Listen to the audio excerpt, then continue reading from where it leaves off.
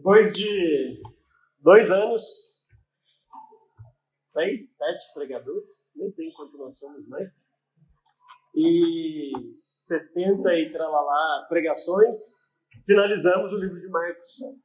Iniciamos a primeira pregação, quando eu preguei sobre o versículo 1, em fevereiro, primeiro final de semana de fevereiro do ano passado, e encerramos na semana passada, no último parágrafo ali, capítulo 16, versículos 15 até o 20, encerrando o Evangelho de Marcos. Mas foram 2 anos de uma longa caminhada ao longo daquilo que Marcos tem a nos contar a respeito do Evangelho. Por isso nós, nesta última mensagem mesmo da série, eu queria trazer aquilo que eu chamei de lições marcantes em Marcos.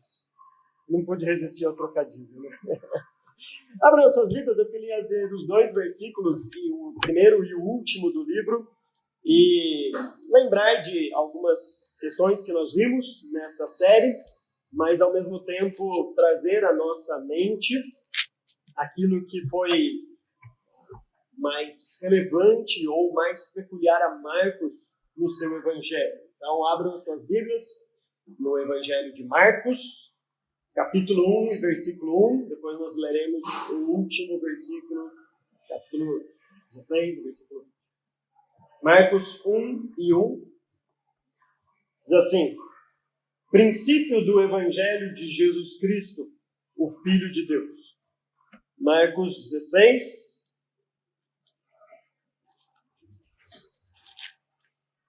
e versículo 20,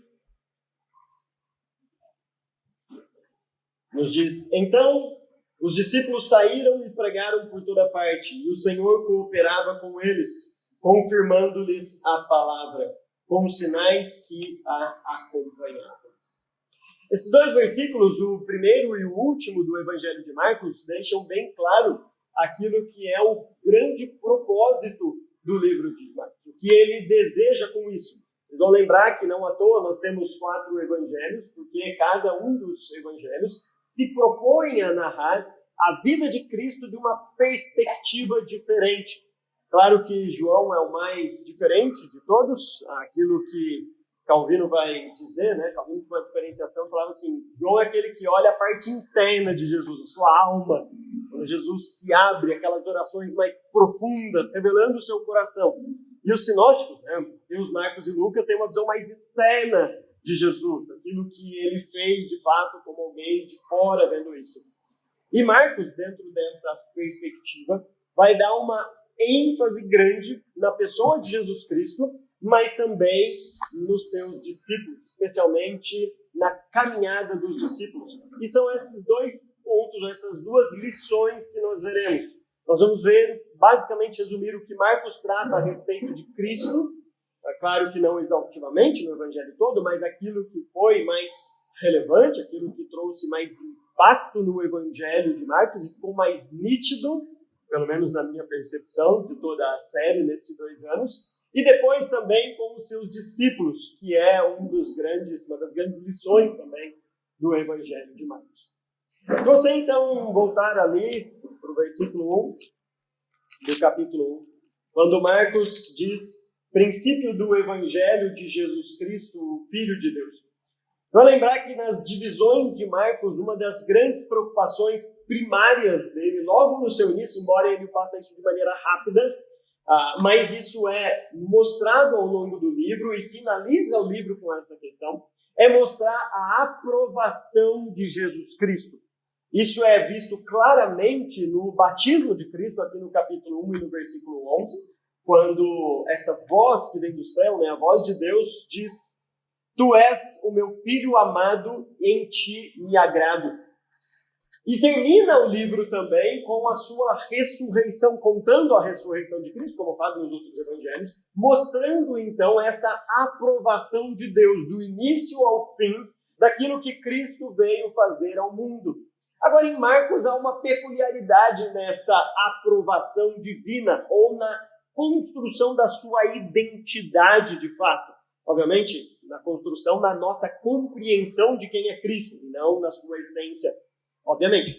Mas de quem nós menos esperamos no Evangelho de Marcos é da onde vêm as afirmações mais teologicamente corretas. E isso é exclusivo de Marcos. Você vai lembrar que logo no capítulo 1, depois você vai virando a Bíblia, capítulo 2, capítulo 3, parece que você vai lendo o Evangelho de Marcos, o que mais tem no começo são demônios brotando das páginas. Lembra nos primeiras pregações, para quem estava aqui no começo do ano passado, primeiro semestre do ano passado, que toda pregação parece que tinha a aparição de um demônio. Mas, curiosamente, os demônios sempre falavam Filho do Deus Altíssimo, ou Jesus, o Filho de Deus, ou bem sabemos quem tu és, sempre com um relato, um testemunho de uma identidade correta a respeito de Cristo. E isso é comum em Marcos. Os demônios estão sempre revelando e mostrando aquilo que nós esperávamos dos seus discípulos, as afirmações teologicamente corretas a respeito de Cristo.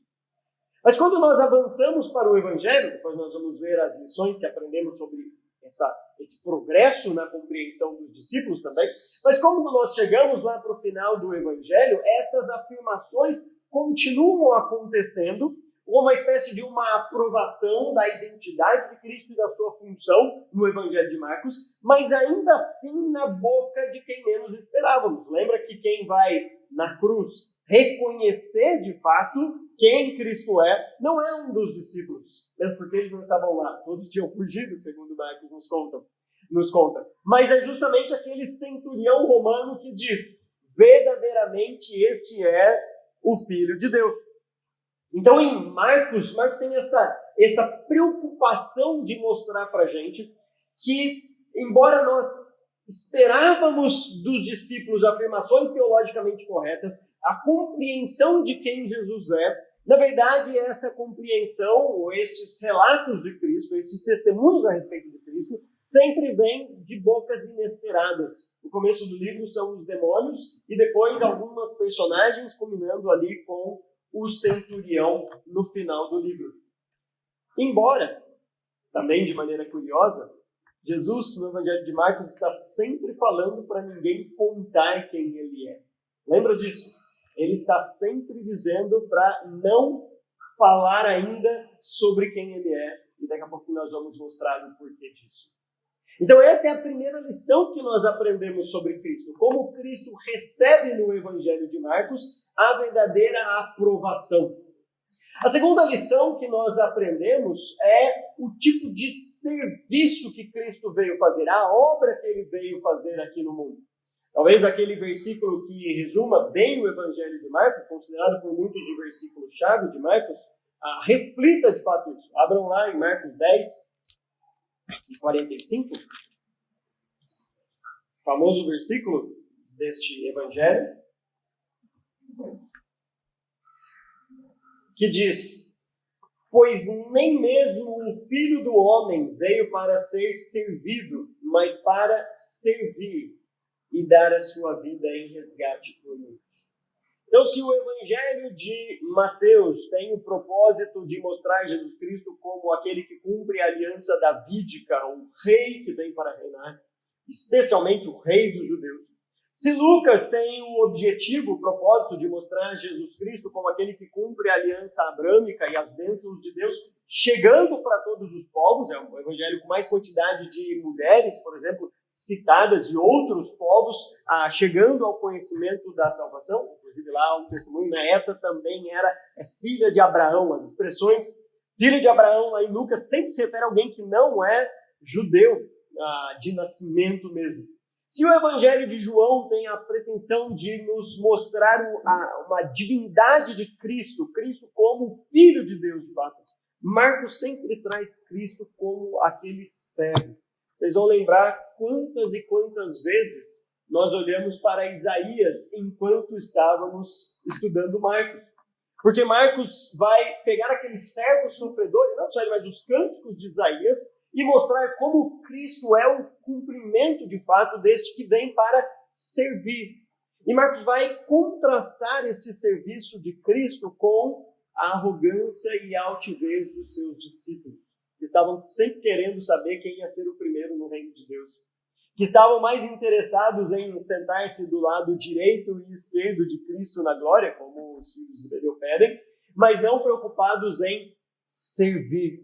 E por isso esse é o grande versículo-chave do Evangelho de Marcos, pois nem mesmo o Filho do Homem veio para ser servido, mas para servir e dar a sua vida em resgate por muitos.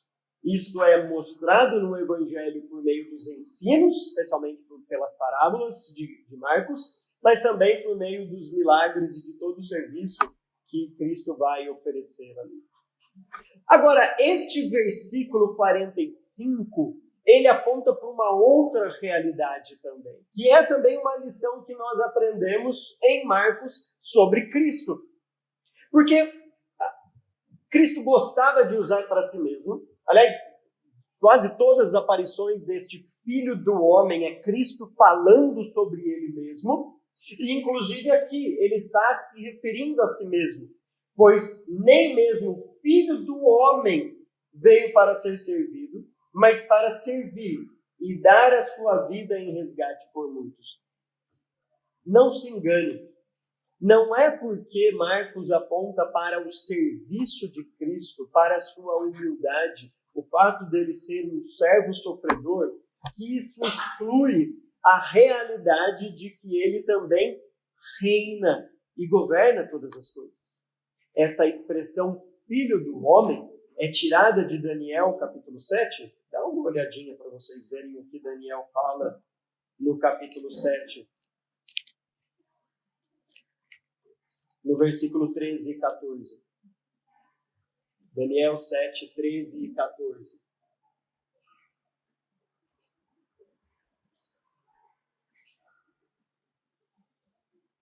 Em minha visão à noite, vi alguém semelhante a um filho do homem, vindo com as nuvens dos céus. Ele se aproximou do ancião e foi conduzido à sua presença. Ele recebeu autoridade, glória e o reino. Todos os povos, nações e homens de todas as línguas o adoraram.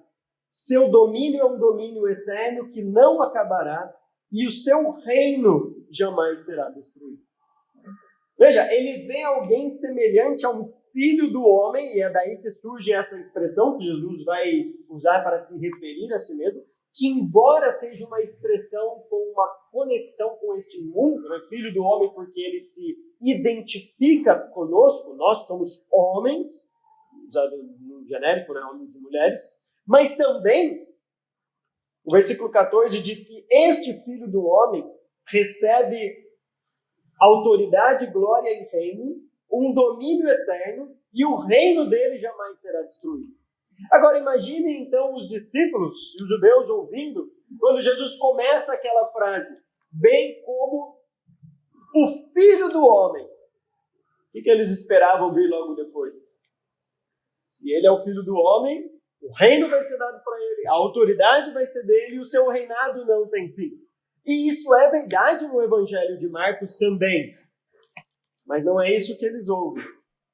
O Filho do Homem não veio para ser servido, mas para servir e dar a sua vida em resgate por muitos. E este é o grande paradoxo do Evangelho de Marcos. É o reino, é a autoridade conquistada por meio do serviço.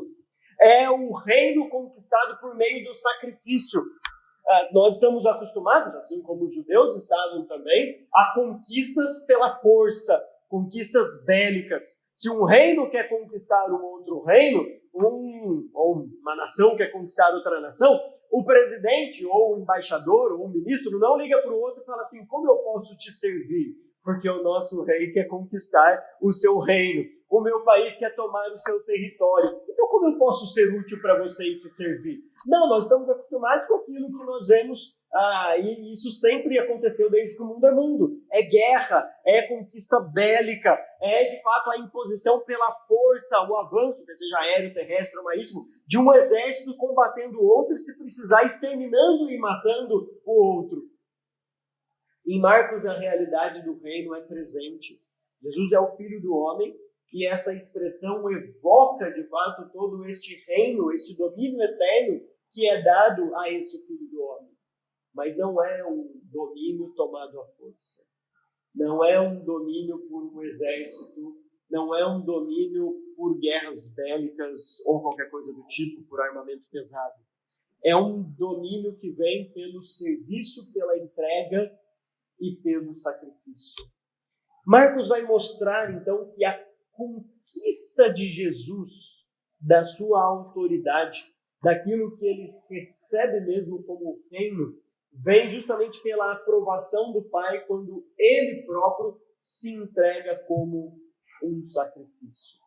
Veja então como que num versículo, esse versículo-chave, tema principal aqui de Marcos, essas duas características que para a gente pode ser tão contrastante, o serviço e a autoridade, o sacrifício com o reino, com o poder, com a honra, são apresentados aqui de maneira conjunta.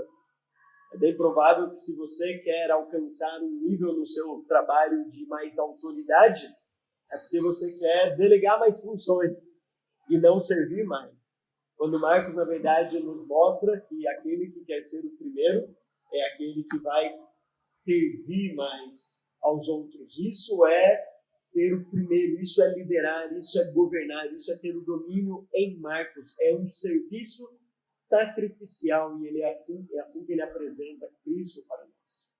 Então Marcos deixa claro, e eu selecionei essas 3 grandes lições a respeito de Cristo. A sua aprovação ao longo do livro, desde o batismo até a sua ressurreição. O seu serviço, mostrado tanto pelos seus ensinamentos, pelos seus milagres, mas pela entrega da sua própria vida ao morrer na cruz. Mas, ao mesmo tempo, o seu reinado, a conquista do reino, a autoridade que ele recebe, que não vem por meio de uma imposição, mesmo sendo Deus, mas que vem por meio do serviço e do seu sacrifício. Agora, Marcos inicia o seu livro no primeiro versículo dizendo o princípio do Evangelho de Jesus Cristo, Filho de Deus. E termina dizendo que os discípulos saíram para pregar este Evangelho. Lembra que eu enfatizei isso um pouco na última mensagem? Ou seja, inicia falando deste Evangelho que é de Jesus Cristo, mas termina com os discípulos propagando este Evangelho. Agora, mais uma vez, não se engane. Você selecionar e pegar só as beiradas do Evangelho, parece um mundo ideal. Parece um Cristo que vem com o Evangelho é de Cristo, ele que trouxe este mundo, e está aqui as boas novas, e termina com os seus discípulos anunciando este Evangelho. Não é o mundo ideal? É o sonho de todo pregador, trazer uma palavra aqui e logo na segunda-feira de manhã todo mundo está com a palavra na cabeça, pronto para aplicar essa palavra, né? Prontinho para sair daqui, perdoar quem precisa. Parece aquele mundo ideal, mas quando você tira esses 2 versículos e olha para o recheio do livro de Marcos, não é isso que a gente encontra. Quando Marcos vai falar sobre os discípulos de Cristo, o quadro que ele pinta é sempre um quadro preocupante para nós. Parece que a gente vai lendo as páginas de Marcos e pensa assim, bom, parece que Deus se equivocou ao chamar esses 12 aí. Né? Difícil eles darem uma bola dentro no Evangelho de Marcos. Claro que a primeira grande lição que vai mais mostrar a respeito dos discípulos agora é o seu comissionamento. O comissionamento dos discípulos já é um prenúncio do seu consequente despreparo depois. Porque o comissionamento dos discípulos não vem por mérito deles mesmos. Vocês vão lembrar que Marcos vai contar especialmente o chamado de Mateus, ou Levi, lá na coletoria.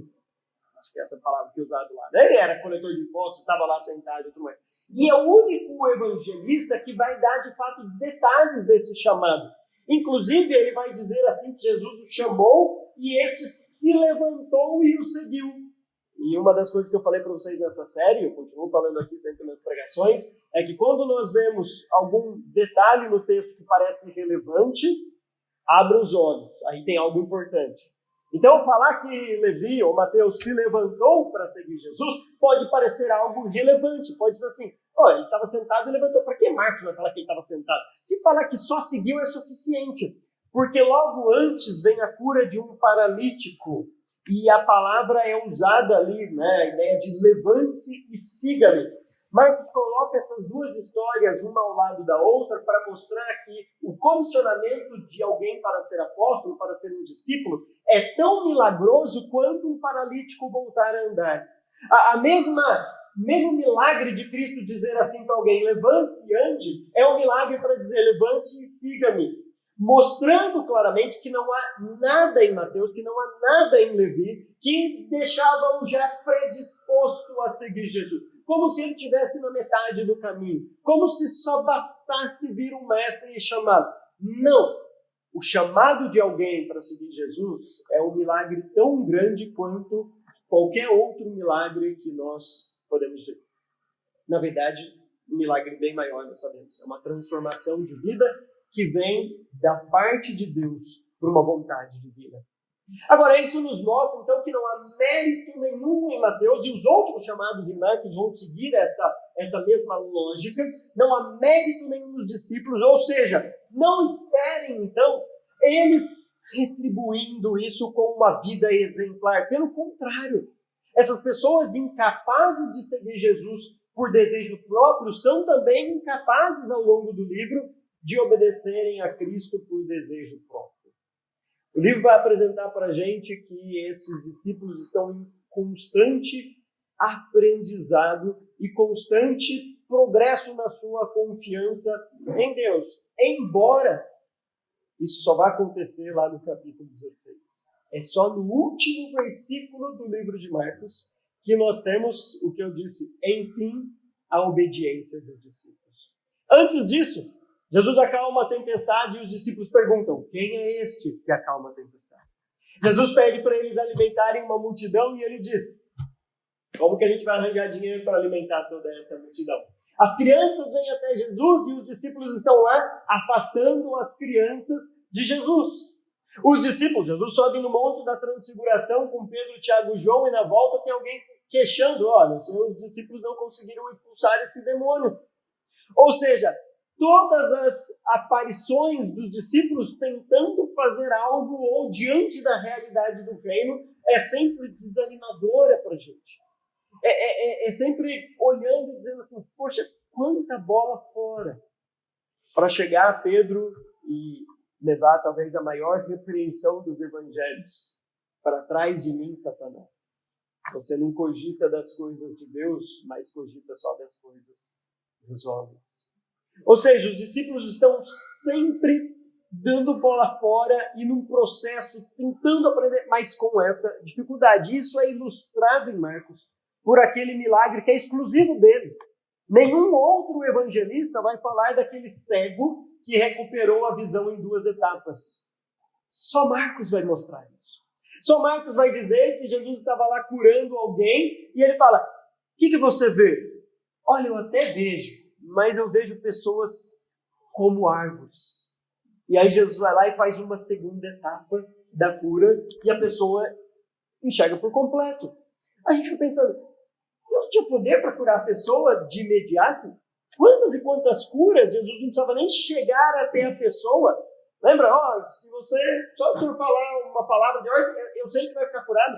Assim, Jesus não precisava estar próximo, não precisava impor as mãos, não precisava falar, ele só precisava falar, ou ter o desejo de curar alguém. Por que então curar alguém em 2 etapas? E por que só Marcos registra isso? Para mostrar que os discípulos, assim como este cego, estavam no processo de abertura dos seus olhos. Eles até estavam vendo. No Evangelho de Marcos, às vezes, parece que eles estão compreendendo. Mas isso é sempre seguido de uma visão meio turva. Uma visão meio... Eu vejo pessoas como árvores. E os discípulos estão, então, sempre em processo de entender quem é Cristo. Por outro lado, e isso é talvez uma das coisas mais bonitas em Marcos, nós não vemos em nenhum momento Cristo desistindo deles. Nós não vemos em nenhum momento Jesus Cristo chutando os seus discípulos por ele estar demorando no seu aprendizado. O que nos faz olhar para os discípulos e entendermos que não somos tão diferentes assim desses discípulos. Quando nós olhamos para as dificuldades que os discípulos possuem no Evangelho de Marcos, é a mesma dificuldade que nós temos. Quantas vezes nós passamos por dificuldade financeira e pensamos, bom, é agora. Agora a minha vida vai se acabar, agora eu vou morrer de fome. Sendo que quando a gente olha para trás, Deus sempre nos sustentou e esteve conosco. E nunca nos deu motivos para duvidar da sua bondade e da sua graça. Mas é só passar por uma dificuldade financeira que a gente tem desespero e fala assim, como eu vou pagar essas contas que estão se acumulando? O que vai acontecer da minha vida? E parece que o mundo vai desabar. Quando a gente olha para trás e vê quantas e quantas provas da bondade, do cuidado, do amor de Deus para conosco. Quando acontece algo com a gente, algum acidente, algum problema de saúde, a gente é rápido para murmurar e falar, bom, é agora. Agora eu passo dessa vida para melhor porque eu peguei uma gripe muito forte. Ou eu vou ficar um tempo sem trabalhar, alguma coisa, aquela murmuração, aquela reclamação, sendo que Deus nunca nos deu motivos para duvidar da sua bondade, da sua graça e da sua misericórdia. Obviamente não que as coisas sempre vão acontecer do jeito que a gente quer.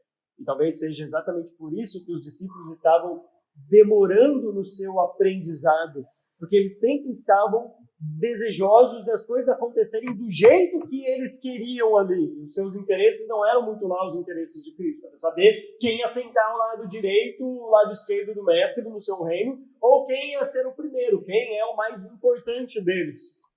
E nós somos como esses discípulos, com interesses equivocados, com interesses duros, com interesses mundanos, quando na verdade deveríamos buscar o reino de Deus e a sua justiça acima de todas as coisas. E todas essas demais coisas seriam acrescentadas a nós. O que nos dá então esperança? O que nos dá este vislumbre de graça para as nossas vidas? Porque não sei você, mas quando nós olhamos para o nosso passado, talvez para esse passado recente desta semana, ou deste mês, ou o passado das nossas vidas, se nós somos sinceros com os nossos corações, o que nós vamos encontrar ali não é nada diferente desses discípulos. Nós encontramos pessoas lutando contra os nossos pecados, naqueles pecados que constantemente lutamos e muitas vezes caímos neles, e clamamos pela graça e pela misericórdia de Deus. Nós nos encontramos duvidosos da bondade de Deus, nós nos encontramos incrédulos em relação ao que vai acontecer com este mundo, nós colocamos a esperança em coisas erradas, e mesmo assim, Cristo se apresenta para a gente como o Evangelho de Marcos. Uma das expressões que me chamou a atenção nas últimas mensagens, eu tentei enfatizar aqui para vocês quando eu estava pregando sempre, é quando Jesus fala várias vezes, eu vou morrer, mas me encontrem na Galileia, eu vou adiante de vocês lá. Entre eu vou morrer e me encontrem na Galileia, Jesus já havia dito para eles, vocês vão me abandonar.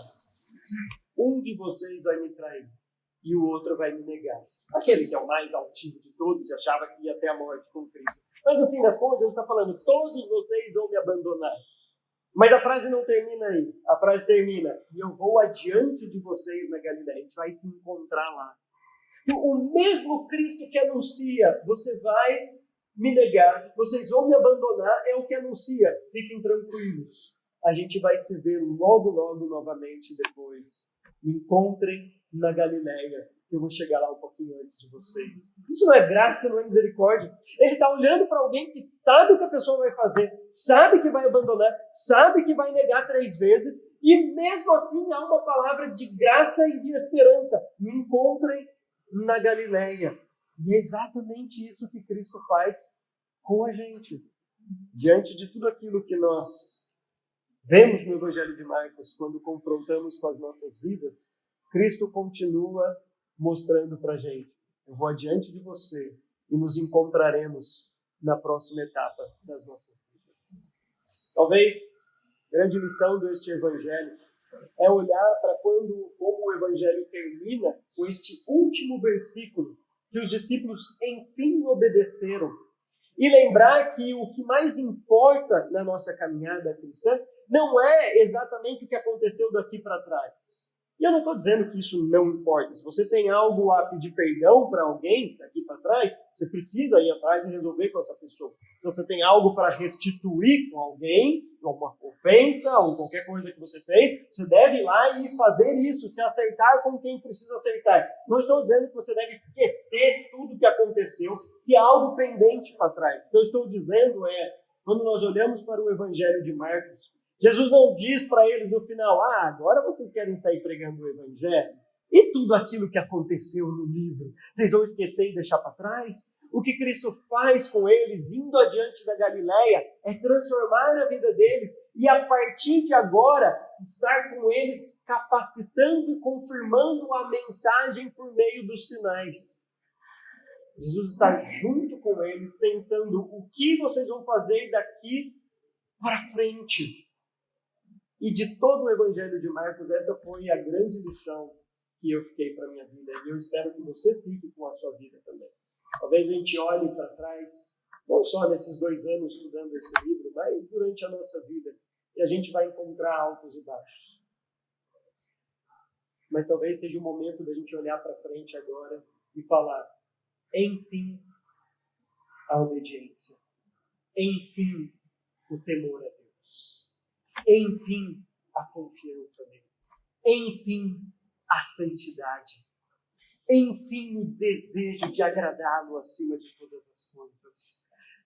Não importa o que ficou para trás. Talvez na noite de hoje, ao encerrar a série, seja o momento em que você possa fazer este compromisso de olhar para frente e dizer, enfim, eu vou pregar a palavra. Enfim, eu vou começar a levar a sério o meu devocional, orar, ter um tempo a sós com Deus. Enfim, eu vou pastorear a minha família, cuidar dos meus filhos como a Bíblia pede, da minha esposa. Enfim, eu vou ser um trabalhador honesto no meu negócio ali, dar um exemplo e honrar a Deus com as minhas finanças, o jeito que eu trato os meus funcionários, ou o jeito que eu trato o meu patrão, ou o jeito que eu trato os meus clientes. Talvez você diga, enfim, eu vou ser um estudante honesto, que não fica roubando conhecimento alheio nas provas, que não fica ali perturbando as autoridades enquanto estão tentando ensinar algo, mas você diga, enfim, mesmo que seja em casa, viu? Enfim, a obediência a Deus. Vamos baixar nossas cabeças? Vamos orar por isso. Senhor, nós estamos aqui diante do Senhor, e quando olhamos para os nossos corações, nos vemos tal como estes discípulos, carentes da Tua graça e da Tua misericórdia. Mas obrigado, porque o Evangelho de Marcos não termina com desobediência, com incredulidade, com os discípulos ainda em dificuldade de seguir. Pelo contrário, termina com eles obedecendo e propagando este Evangelho. E obrigado porque tudo isso só é possível porque aquele que inicia o Evangelho, que é o Filho de Jesus Cristo, que vem trazer este Evangelho de boas novas, é aquele que depois de morrer e ressuscitar, está com os discípulos confirmando a pregação dos sinais pregação e a mensagem por meio dos sinais naqueles que creem. Obrigado porque o Senhor insiste com as nossas vidas. Obrigado porque a Tua graça e a Tua misericórdia é abundante, mesmo quando há incredulidade, desconfiança, luta contra o pecado. E que o Senhor continue nos capacitando e que esta noite possa ser uma noite de renovação, uma noite de compromisso, uma noite de levar de fato o Senhor a sério, Deus. O que a Tua palavra diz. Que homens, mulheres, crianças possam se despertar aqui para serem cristãos exemplares e possamos dizer como igreja, enfim, a santidade, o temor do Senhor e a obediência, capacitados pelo Teu Espírito. Eu oro pela minha vida, eu oro pela vida dos meus irmãos aqui, Deus. Que o Senhor nos ajude e nos capacite. Em nome de Jesus Cristo. Amém.